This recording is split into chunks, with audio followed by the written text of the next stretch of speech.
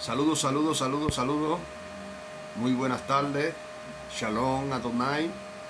La paz del Señor para todos los que van a ver este video a través de las diferentes plataformas.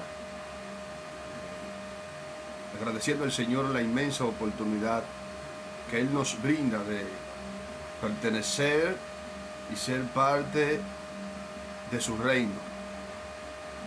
Y por haberlo encomendado la maravillosa encomienda de poder anunciar su palabra, enseñar su palabra, predicar su palabra, pregonar su palabra en el nombre de Jesús. Su hermano Cristian Batista, siervo de Jesucristo y consiervo de cada uno de ustedes. Esperamos que esta palabra sea de gran bendición para todos los que van a ver esta transmisión en el nombre de Jesús. Estamos trabajando para el Señor frente al ministerio. Jehová es mi pastor.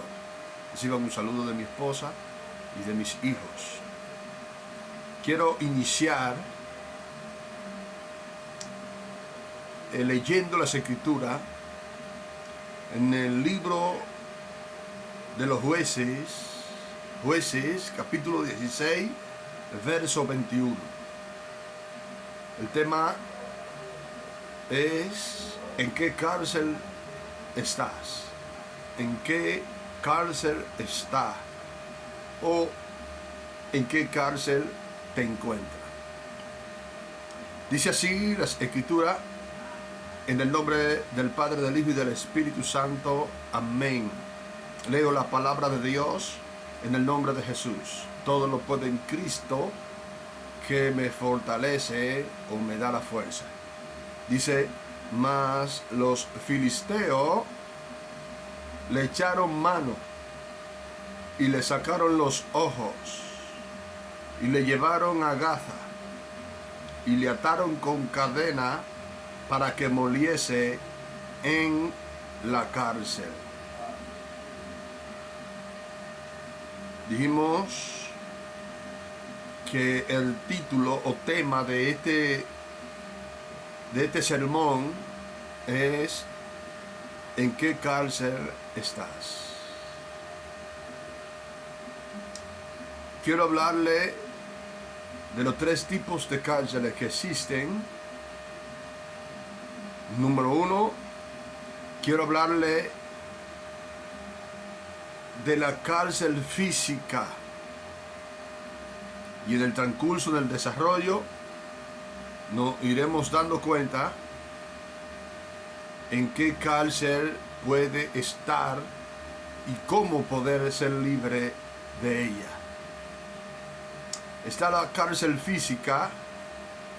Es la que priva de toda movilidad relacionada al exterior. Es estar privado de libertad. Es el producto de un castigo por el mal comportamiento ante la sociedad. La cárcel se usa como medida policíaca para mantener al transgresor a la disposición de las autoridades. Tenemos como ejemplo el caso de Sansón, que es donde hemos leído al inicio. Dice que fue puesto en la cárcel y cargado de cadena, y como castigo lo pusieron a moler en un molino. Ese texto que hemos leído nos da a entender que existía la cárcel permanente. Los presidiarios eran puestos en el cepo y mal alimentados. Esto podemos confirmarlo en el primer libro de Reyes, capítulo 22, verso 26 y verso 27, donde el rey de Israel dijo: tomen al profeta Micaías y échenlo en la cárcel y manténganlo con pan de angustia y agua de aflicción. Estos reos eran constantemente castigados, eran tan fuerte los castigos que no quedaba gusto en el reo de volver a caer preso. Los reos no tenían ningún tipo de privilegio y esto muchas veces provocaba en el reo un arrepentimiento de no volver a hacer lo malo ni rebelarse en contra de la ley establecida. No es como ahora en estos tiempos, que los reos de este tiempo tienen tantos privilegios que aún desde la prisión ejecutan, dan órdenes para que se ejecuten ciertas acciones. Los reos de este tiempo dentro de la prisión tienen hasta armas de fuego. Venden y consumen todo tipo de estupefacientes, consumen alcohol, un sinnúmero de cosas dentro de la cárcel. O sea, la penitencia ya no son lugares de castigo o de reformación, sino de recreación, a tal punto que cuando salen vuelven a hacer lo malo. No provocan ningún tipo de arrepentimiento. Tenemos una agitadísima historia del profeta Jeremías, que fue echado en una cisterna. El profeta Isaías, en un pasaje profético, según Isaías 24:22, menciona la mazmorra como elemento primitivo del juicio de Dios. La cárcel es una pena legislativa para los transgresores de la ley. En el Nuevo Testamento, los apóstoles, y especialmente el apóstol Pablo, fue puesto en la cárcel por causa de Jesucristo, por predicar el Evangelio. Su persona fue puesta en la cárcel, pero en ella dio testimonio de su fe. Número 2, está también las cárceles del carácter. Las cárceles del carácter son esas conductas dañinas que definen al individuo, encerrándolo en una forma de vida muy negativa. Ahora, ¿cuál es el objetivo de Dios enviándonos a predicar su palabra? ¿Por qué Dios ha permitido que se levanten apóstoles, profetas, maestros, pastores y evangelistas? Dios ha permitido enviando a su siervo a que prediquen su palabra, para que las personas al oír su palabra tengan un encuentro con esa palabra y puedan ser totalmente libres a través de su palabra. Porque la palabra de Dios, recuerde esto, regenera. La palabra de Dios restaura. La palabra de Dios trae cambio. La palabra de Dios trae transición en la vida de aquel que escucha la palabra.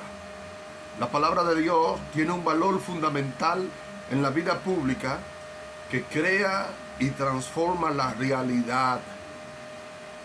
La palabra inspirada por Dios crea cambio en nuestra vida. La palabra de Dios libera la mente del que la honra. Y son tan poderosas que a través de ella podemos crear, sanar, restaurar y dar vida. Dios quiere que por medio de sus palabras, las personas al oír su palabra y presten atención, sean libres de toda maldición ancestral, para que no estén gobernados por ningún espíritu que los hace comportar inadecuadamente, para que nada afecte tu comportamiento, para que nada afecte tu conducta. Hemos visto personas que tenían una conducta inadecuada hasta que escucharon la palabra de Dios y por medio de las palabras de Dios fueron direccionados y hoy son personas de bien. Esas personas que veían antes diciendo todo tipo de palabras de compuesta, hoy ya no la ves, porque su vida ha sido direccionada a través de la palabra de Dios. La palabra de Dios lo corrige para que anden adecuadamente y sean así entes de bendición para la comunidad. Número 3, está también la cárcel espiritual. Son aquellas que se crean en el mundo espiritual. Son sobrenaturales, pero inciden en el mundo natural, afectando la mente y por ende la conducta. Las cárceles espirituales se crean por diferentes razones. Número 1, causa involuntaria. Número 2, consecuencia de vivencia. Número 3, experiencia traumática. Número 4, maldiciones individuales. Y número 5, maldiciones generacionales o familiares. Cuando hablamos de las cárceles del carácter, estamos hablando de esa conducta dañina que definen al individuo, que lo encierran en una forma de vida muy negativa. Esas personas afectadas piensan que son normales, pero el sentido común dice lo contrario. Estas conductas se originan en regiones espirituales dependiendo del área donde está la atadura. Esta afectará cada parte de la personalidad, afectando el cuerpo como enfermedades mentales. Recordemos al endemoniado de Gadara. Su conducta se vio muy afectada y por eso actuaba de una manera no adecuada, andando desnudo, viviendo en los cementerios o en los sepulcros, hiriéndose con piedra, y andaba dando voces por los montes. En la ciudad, la Biblia dice que lo ataban con cadena y con grillo.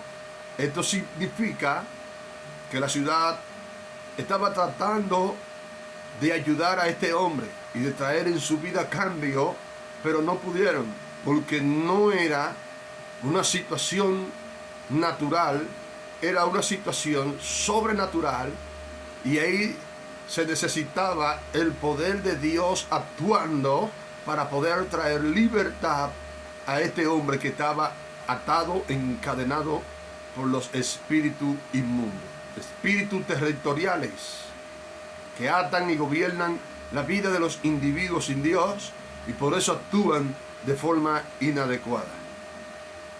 Andar como andaba este hombre endemoniado de Gadara es actuar de una manera inadecuada. Por eso es que toda conducta obsesiva es una señal de que hay un trastorno mental, el cual puede ser leve o grave dependiendo de la frecuencia con que se manifieste el individuo. Déjeme decirle que entramos a una parte importante, y es en la iglesia de Jesucristo. No somos infalibles. Somos un grupo de personas imperfectas que buscamos la perfección a través de Jesucristo. En Cristo la perfección es gradual y proporcional a la medida de sinceridad y de entrega de cada creyente. Cada persona que tiene una conducta inadecuada tiene que reconocer que necesita liberación, porque de la única manera que puede ser libre es pidiéndole al Señor Jesús que lo libere. Por eso que en Cristo es que se manifiesta dicha libertad, porque solo Jesús puede traer libertad a la vida del individuo por medio de su Santo Espíritu. Alguien preguntó que cómo él podía darse cuenta si estaba en una cárcel espiritual. La respuesta es cuando más de una persona te dice que está mal por la misma razón. Cuando 2 o 3 se quejan de ti y tú te haces el ignorante. Cuando tu conducta lastima a más de una persona. Por eso es que lo que vale en el ser humano es la actitud correcta. Por eso es que uno no debe de vivir a su manera, porque vivir a nuestra manera significa que no nos importan los demás. Cuando no nos importan los demás es porque estamos presos espiritualmente y no lo sabemos. Cuando el hombre no admite lo que está mal, entonces el Señor no podrá perfeccionar su obra, esa obra que se manifiesta a través de su Santo Espíritu. Por eso es que para ser libre, el primer paso es reconocer que necesita ayuda y entregar tu yo si quieres ser ayudado. Déjeme decirle que a Jesús no les importa cuál sea tu cárcel o por qué está en ella. Él no vino a juzgarte, sino a libertarte. Jesús no es como Satanás. El profeta Isaías nos dice en el capítulo 14, verso 17, que Satanás a su presa nunca le abrió la puerta. Nadie más que tú tienes que saber que debe de ser libre y en qué área de tu personalidad tiene que trabajar con el Señor. Déjeme decirle que si eres sincero, quedará libre totalmente, libre de cualquier conducta negativa, de esos comportamientos negativos, de esa conducta inadecuada, por lo cual eres rechazado o rechazada. El adulterio y la fornicación son conductas negativas y solo Cristo tiene la llave para que puedas ser libre. La mentira es una conducta negativa y solo Cristo te puede liberar. El engaño, los robos, los asaltos son conductas negativas y solo Cristo puede liberarte. Los estupefacientes, todo tipo de estupefacientes son conductas, utilizar todo tipo de estupefacientes son conductas negativas y solo Cristo puede liberarte. Estaba buscando la palabra correcta para no mencionar el tipo de sustancia, porque en alguna plataforma censuran los videos por eso. Entonces, preferí no mencionarla. La santería, la hechicería, la idolatría son conductas negativas y solo Cristo te puede liberar. Solo Cristo puede romper, destruir, desbaratar y cancelar toda cárcel en la que te encuentras. En el momento que confiesas a Jesús, tu vida cambiará. Como cambió la vida del endemoniado de Gadara, así como cambió la vida de María Magdalena, así como cambió la vida del apóstol Pedro, así como cambió la vida del apóstol Pablo, así vendrá a tu vida un cambio sobrenatural. Por eso, esto solo va a suceder cuando entiendas que Jesús es el Hijo de Dios y que Jesús es la única fuente de salvación en tu vida. Por eso es que cuando Cristo llega, se restauran los matrimonios, los hogares son bendecidos, porque solo Cristo tiene esta autoridad. Si está muerto, déjeme decirle que Jesús le da vida. Si los caminos están cerrados, Jesús es el camino. Si las puertas están cerradas, Jesús es la puerta. Y para los que están en tiniebla, Jesús es la luz. Todo aquel que esté en tiniebla debe de reconocer a Jesucristo como la luz, para que la luz de Cristo brille en su vida. Así que deseo muchas bendiciones en esta primera parte para todo lo que haya escuchado esta palabra, esperando que esta palabra sea de gran bendición, rompa toda cadena, quebrante toda ligadura, quebrante toda atadura en el nombre de Jesucristo de Nazaret.